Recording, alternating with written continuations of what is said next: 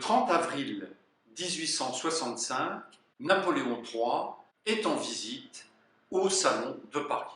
Juste avant l'ouverture, il effectue cette visite officielle qui lui permet d'admirer avec sa cour les œuvres des artistes qui sont présentés au salon. Il se trouve que Napoléon III, ce jour-là, va remarquer, ou on va lui faire remarquer, une petite œuvre, 40 cm par 20 cm environ. Il s'agit d'une peinture d'Eugène Le Poitvin. Eugène Le Poitvin, ça fait maintenant 30 ans qu'il expose au salon. C'est un artiste qui est à la mode pour des scènes historiques et des marines. D'ailleurs, il est peintre officiel de la marine depuis 1849, et donc c'est un artiste assis. Et il présente au salon deux œuvres, une œuvre classique et une œuvre qu'il est un peu moins et qui va justement retenir l'intérêt de Napoléon III, qui va donc décider de l'acquérir. Il s'agit d'une scène de baignade sur la plage d'Étretat.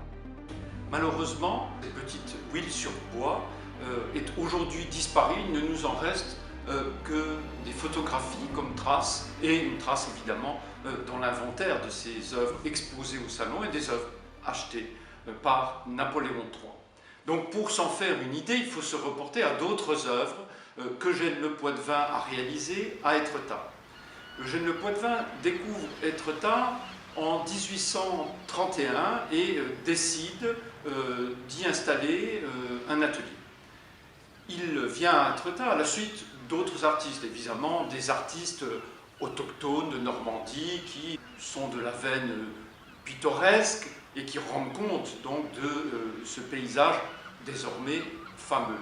Et le premier artiste, j'allais dire d'importance, de notoriété, qui lui aussi d'ailleurs est peintre officiel de la marine, c'est Eugène Isabey. Eugène Isabey découvre Étretat en 1820 et s'y installe pour 6 mois. Il est hébergé par un garde-côte et il va décider ensuite de revenir assez régulièrement. Et Eugène Isabey va rendre compte de la vie de ce village qui n'est encore qu'un modeste village de pêcheurs.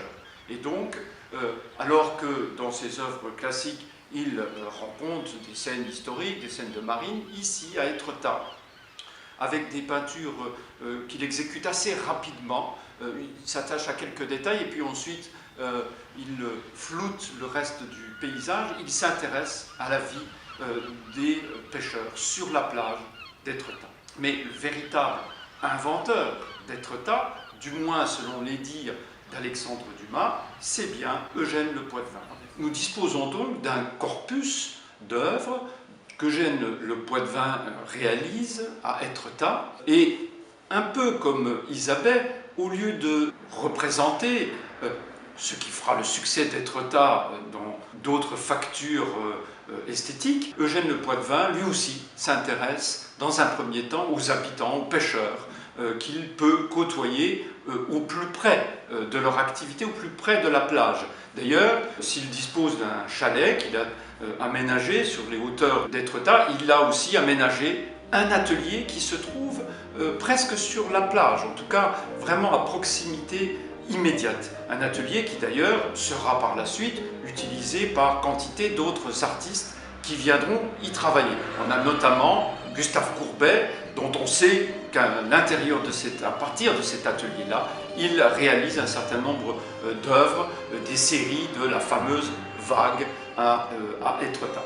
Et donc, pour revenir à la petite œuvre qui est achetée donc en 1865 et se faire une idée du motif, eh bien, il faut se reporter à une autre œuvre qui, elle, est présentée au salon l'année suivante, en 1866, et qui est donc réalisée entre 1864 et 1865. Celle-ci, elle est conservée au musée des Beaux-Arts de Troyes et d'un format beaucoup plus ample, puisque c'est une ligne sur toile d'environ 60 cm par 1,50 m de large, et qui nous propose une allégorie nautique.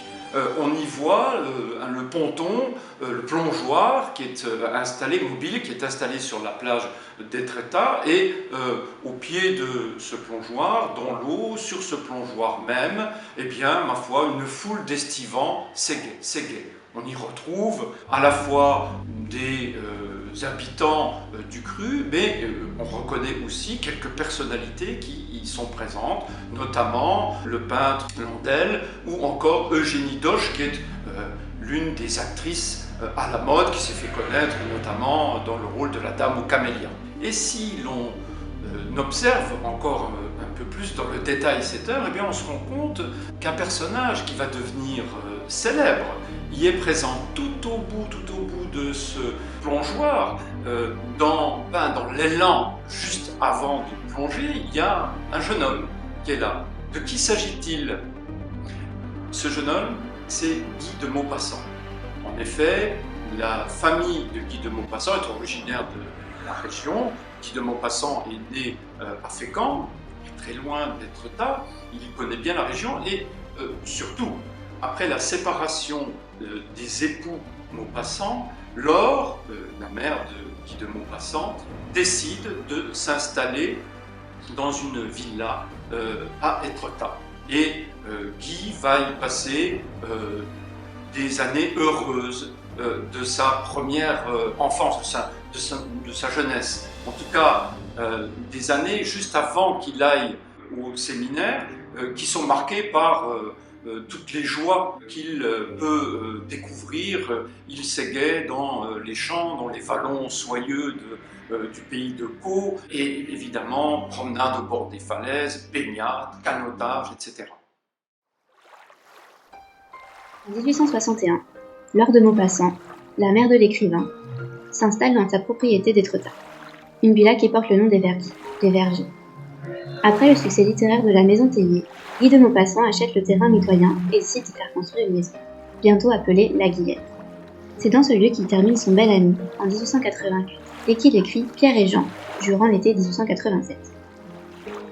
Quand, sur une plage pleine de soleil, la vague rapide roule les fins galets, un bruit charmant, sec comme le déchirement d'une toile, joyeux comme un rire et cadencé, court par toute la longueur de la rive, voltige au bord de l'écume, semble danser, s'arrête une seconde, puis recommence avec chaque retour de flot. Ce petit nom d'Étretat, nerveux et sautillant, sonore et gai, ne semble-t-il pas né de ce bruit des galets roulés par les vagues? Poussé au bord des flots, il ferme l'extrémité d'une adorable vallée au lointain ondoyant et dont les collines, de chaque côté, sont criblées de chalets disparaissant entre les arbres de leur jardin. Aux environs, de petits vallons sans nombre, des ravins sauvages pleins de bruyères et d'ajoncs s'étendent dans tous les sens. Et souvent, au détour d'un sentier, on aperçoit là-bas, dans une échancrure profonde, la vaste mer bleue, éclatante de lumière, avec une voile blanche à l'horizon. À l'été 1865, Guy de Maupassant est toujours, depuis maintenant 3 ans, reclus dans cet internat du petit séminaire d'Yvetot. Il y est malheureux, il s'ennuie profondément, il déteste ses camarades, il a très peu de respect et il va d'ailleurs l'écrire dans les premières proses et les premières versifications qu'il commet à ce moment-là, ses professeurs. Et donc, il est ravi à l'été 1865 de pouvoir rejoindre Étretat. Il fait le voyage en fiacre, 50 km d'Yvetot à Étretat, pour rejoindre sa maman. Et le lendemain de son arrivée, eh bien, il va aller à une centaine de mètres de la maison occupée par sa maman, rendre visite au peintre Eugène Le Poitvin. Il n'est pas là, Eugène Le Poitvin. Il n'est pas non plus dans la caloge. Vous savez, ce sont ces anciennes embarcations de pêcheurs que l'on restaure, que l'on réhabilite, que l'on transforme en maison. On ouvre des portes, des fenêtres, on met un toit de chaume et cela constitue une maison. Non, pour découvrir Eugène Le Poitvin, il doit se rendre sur la plage, dans l'atelier que Eugène Le Poitvin s'est fait aménager, comme je vous le disais tout à l'heure, au plus près de la mer. Et donc, lorsqu'il entre dans l'atelier d'Eugène Le Poitvin, quelle n'est pas sa surprise de découvrir cette allégorie nautique de grand format. Évidemment, il reconnaît ses amis, il reconnaît le peintre qui s'est représenté sur l'œuvre, il reconnaît quelques-uns des estivants mondains qui sont là, et puis, évidemment aussi, Il se reconnaît au bout de la jetée. C'était l'été dernier. Entre 14 et 15 ans, Guy de Maupassant s'est affirmé. Il est devenu aujourd'hui un jeune homme très entreprenant. C'est déjà un solide gaillard qui aime bien le canotage et c'est une activité qu'il pratiquera toute sa vie. Il fera construire une maison dans une parcelle de terrain toute proche de celle qu'il occupait avec sa mère et son frère durant sa jeunesse. Ainsi, avec cette œuvre, cette baignade à Étretat, on peut dater l'invention d'Étretat à 1865.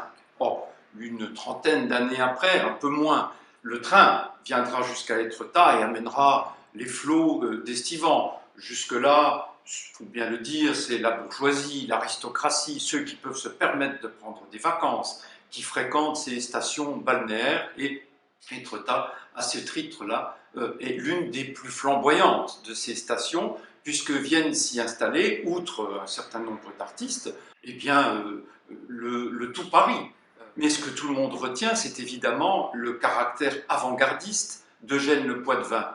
Son style, il est empreint encore beaucoup, il oscille entre le réalisme, le pittoresque, il est encore parfois empreint de romantisme, mais il préfigure déjà l'impressionnisme. Et Étretat va rester ensuite, pour nous, dans les mémoires, la destination phare pour ces artistes impressionnistes, et notamment Claude Monet, qui va séjourner à plusieurs reprises dans l'hôtel des artistes d'Étretat, dont d'ailleurs Eugène Le Poittevin a réalisé l'enseigne que l'on peut voir et qui représente justement une vue d'Étretat. Cet hôtel va donc accueillir à plusieurs reprises Claude Monet, qui va réaliser des œuvres qui maintenant placent Étretat dans notre imaginaire esthétique. Guy de Maupassant reviendra de très nombreuses reprises à Étretat. Comme je vous le disais, il fera du canotage, il viendra avec son voilier, il y écrira plusieurs de ses romans, de ses nouvelles qui le rendent évidemment célèbre. Et pour bien comprendre tout l'attachement qu'il a à l'égard d'Étretat, eh bien voici un petit extrait de l'un des textes qu'il a composé à partir des souvenirs d'enfance qu'il avait d'Étretat. Guy de Maupassant décrit le site d'Étretat dans son premier roman paru en 1883, Une vie. Et là-bas, en avant, une roche d'une forme étrange, arrondie et percée à jour, avait à peu près la figure d'un éléphant énorme enfonçant sa trempe dans les flots. C'était la petite porte d'Étretat. Et soudain, on découvrit les grandes arcades d'Étretat, pareilles à deux jambes de la falaise marchant dans la mer, hautes à servir d'arches à des navires, tandis qu'une aiguille de roches blanches et pointue se dressait devant la première.